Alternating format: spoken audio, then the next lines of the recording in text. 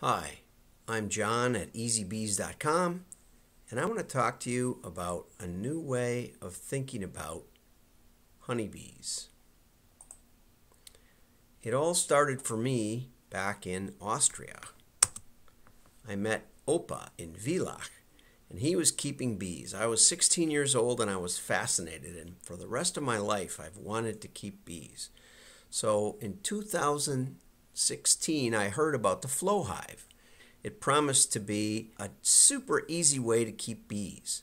It turned out that you had to do all the other things that go along with beekeeping before you could put the flow hive on your hive and get honey.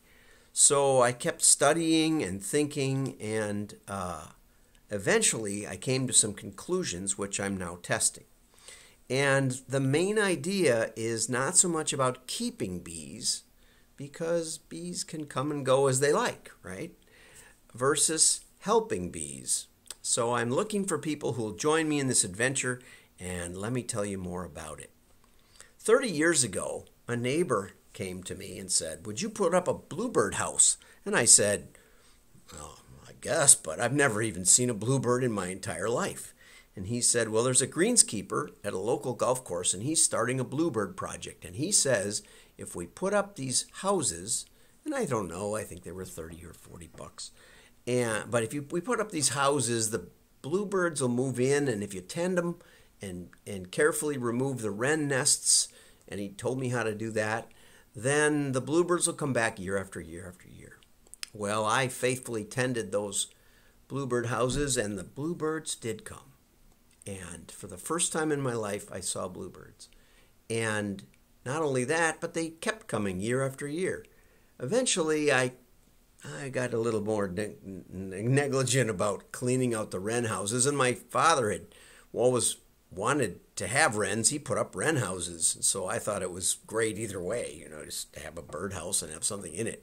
But the bluebirds stayed anyway, and they found other places to nest once we got them established. And the other day, I was out in my front yard and I saw 3 male bluebirds, which are the really colorful ones. They're just amazingly beautiful. When I put up those houses, I didn't think about harvesting meat from the birds, and I didn't think about all the eggs that I might get. This was just for the pleasure of the bluebirds. And I think we can do this for bees. I want you to remember that illustration. Bees fuel food. 3 out of 4 crops depend on pollinators, and pollinators are under threat. Why are the bees dying? Well, a lot of it is about bee habitat. We get rid of all the varieties of pollen, of flowers, and we put up corn and soybeans for hundreds and thousands of acres. We put pesticides on the seeds, which infiltrate the plants, and any bug that touches it will be damaged. But also, we keep them in large, uninsulated hives, and then have to treat the pests that come, besides the bees, with pesticides inside the hive. Most people don't realize that. But beekeepers, almost all of them, not only are treating their beehives with pesticides, but they're chastising anyone who thinks there might be an alternative. Plus, we take all the honey we can from these large hives, which are just wonderful for the pests to spread from bee to bee. We put them close together so they can spread from hive to hive. We take all their honey, and then we have to feed them sugar. My word, no wonder the bees are in terrible shape. In the 1940s, 5.7 million honeybee colonies in the U.S. By 2015, just about exactly half as many. Nevada lost 65% of their colonies during the winter of 2019.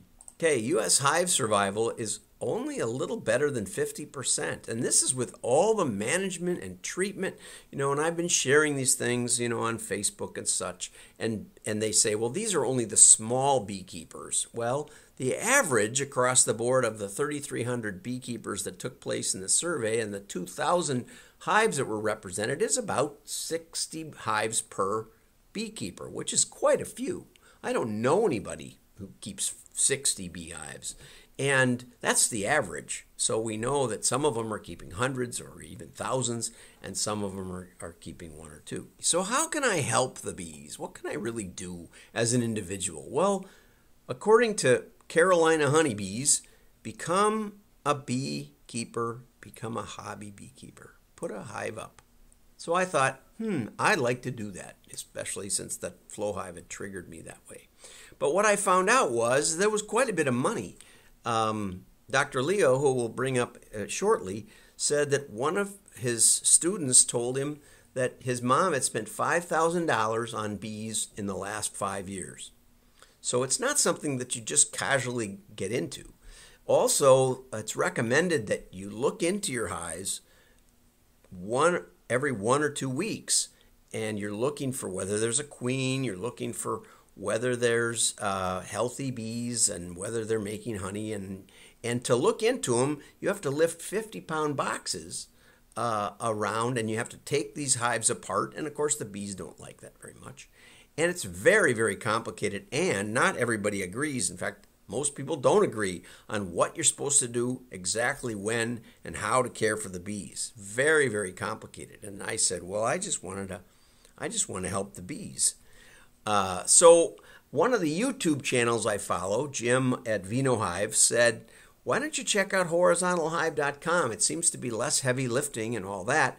And it was a return to beekeeping of 100 or so, or more, many more probably hundreds of years ago, but at least 100 years ago, where the bees cared for themselves. This is from The Lives of Bees by Dr. Tom Seeley. We still need good homes, however, because one other thing that we do in the cities and in America is we cut down trees that are starting to look a little weak.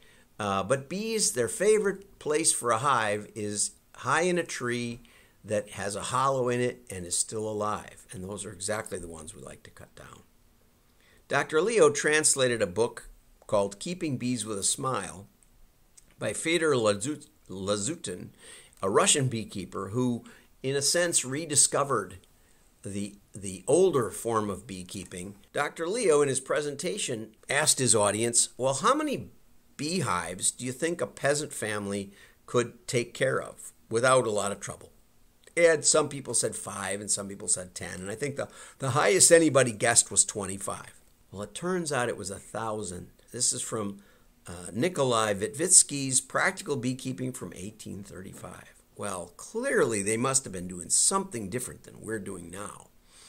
But John Lovell, in Honey Plants of North America, 1926, says many farmers in the Ozarks keep a few colonies in nail kegs and log gums. The bees are never fed in the fall and receive no extra protection in winter. Modern hives are almost unknown, but 5 out of 6 seasons the beekeeper gets enough to rob. Tom Seeley from Cornell University, who's been studying bees since 1978, said we have to have a different view. Like we think about birdhouses, we should think about bee houses. He said it's as different as bird watching versus poultry farming. The first and number one guideline to a different way of beekeeping is to keep bees that are adapted to your local location. And one of the ways that he lists is to capture swarms with bait hives in remote locations or purchased from someone who does. George DeLayens, who invented the Layens hive, which was patterned after how bees lived in the wild, said, pick the hive model that's best suited to your locale, populate it with local bees, and the rest will speak for themselves. This is what a bee swarm looks like. It's a typical honeybee swarm. What bees do is, in the wild, is they build smaller hives than we're typically used to seeing in commercial beekeeping, and they swarm on a regular basis. This does many things for the hive. So bees are looking for a house, and they're very adaptable. Here's bees in the top of a toilet right here, and they've been there for years. They had been there for years, and they called a beekeeper to come get them. And here's JP from JP's video. Here's bees in a car tire, and he actually did the cutout. Somehow there was a place for them that they got in, and they were very happy in there, and again had been there for years. And that's what we find when we find wild bees. So let's look at the modern versus the horizontal hives that Dr. Leo espouses. First of all, there's the brood chamber, and right here there is a queen excluder. So the queen lays her eggs down here, and the worker bees put honey up in here. Now they put a little bit of honey here. We'll talk about that in a second. This, on the other hand, in the horizontal hive, the brood chamber is typically over by the door, by the entrance. There's no divider here, and the honey is put down this direction here. This is the modern style hive where the brood chamber is there. This is the Layens hive that George de Layens developed, and you see this red, or see in this red circle. This is the brood chamber, and inside the brood chamber, there's enough room on the frames. These are not quite to scale. There's enough room on the frames that the queen can put the brood, and then this will get filled up with honey over the top of the brood. And over winter, the bees will move up into the honey that's on this same frame. Whereas in the modern hives, you can see there's just no room. There's a little bit of honey. They really want to. This is a pretty full frame. This is not even close to full, but it was the best I could find at the moment. And there's just not very much here. But remember, the honey is up here. But there's a barrier. There's a gap here. And the bees get very groggy in winter. And oftentimes, beekeepers will find the brood cluster, the bees trying to keep the place warm, will be dead right here because they couldn't make the jump over to the next box up above them. These also are very, very poorly insulated, typically. 3/4 inch pine, which has an R value of like 1/2. And that's something we'll talk about in a little bit. Jean Herpin, in Modified Lands Hives, 1941, says, horizontal hives are wonderfully suited for remote orchards. The yards that I visit only once per year, I always find the bees in excellent shape and the hives full of honey. Harvesting becomes my sole tasks. No tending, nothing.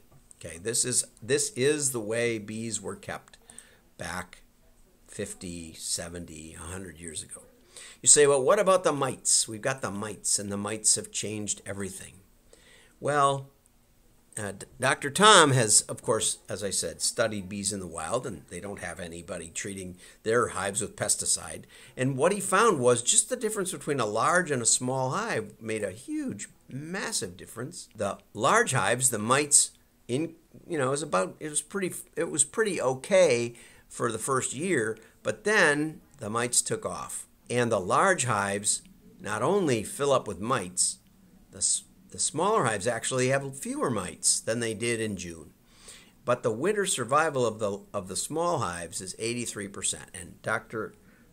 Seeley has found that repeatedly in hives that he's put out and caught swarms, and the bees continue to survive year after year after year with an average of, I think, about 6 years, which is much, much better than the commercial beekeepers or the hobby beekeepers who are treating over and over and over. He also advocates very tight hives with small lower entrances to preserve heat in the top so that the bees can keep warm through winter. So it's really important to have them well insulated and not ventilated. He says that if we treat the bees for varroa, then the varroa is evolving a resistance. Whereas if we let the bees deal with the varroa, and some won't make it, we know that, but then the bees will get more resistant. So the principles in Lives of Bees are use local bees, use small, well-insulated hives, no feeding over winter, no treatment. He really likes Layens hives. No inspections with heavy lifting, a very, very different way of keeping bees. What's also interesting is that there are advantages to this style of beekeeping for the urban areas. Some think that there are more wild bees in urban areas because they have more varied pollen sources, because you've got gardens and you've got people just loving to grow flowers. And also there's fewer pesticides because people don't have the large, expensive lawns of the suburbs, and they don't have the monocrops that are heavily treated in the rural areas. So bees can be a gateway to all sorts of urban agriculture and people learning about the interdependence that we have with nature, and also an assist where people are trying to grow their own vegetables and such in urban areas. We're introducing the world's first which is polystyrene Layens hive system. Here's my first Layens hive. I won it on YouTube, and this is a swarm box that Dr. Leo designed, but then I needed someplace to put bees into, and here's my very first prototype Layens polyhive. This is polystyrene. This is a shipping box, and I figured out a way to put the frames in this box. I bought it to that size. Here's some cedar paneling that I used to hold the frames up, and here's my very first beehive. This is a prototype number 1. The bees are in there and they're flying in and out, and there's the entrance that I did and all of that. The principles are very much along the line of Dr. Seeley: small, insulated, and relatively airtight with one entrance. I mean, they're not at all airtight, but they only have one way that the air comes in and out. With the Layens frames, they're relatively lightweight, shippable, and extremely simple. And we're trying to keep them as low cost as possible. The idea is that you can use them to attract local bees. There's a way to set it up that way at the start, and then quickly, with almost no effort whatsoever, convert them to a full hive. They're very popular in Spain. There's over 1 million Layens hives in Spain, which is smaller than the state of Texas. And putting that in perspective, there's only 2.5 million beehives in all of the United States. It's big enough for healthy bees and a little surplus honey if you want it. But you don't have to have it. There's also ways to, because it's a relatively small hive, there's ways to multiply hives rather than stacking higher boxes, making bigger boxes more susceptible to disease and mites, etc. It's perfect starter hive for gardeners, homesteaders, farmers who want pollination, and bee lovers. It's the ideal way to provide simple bee housing.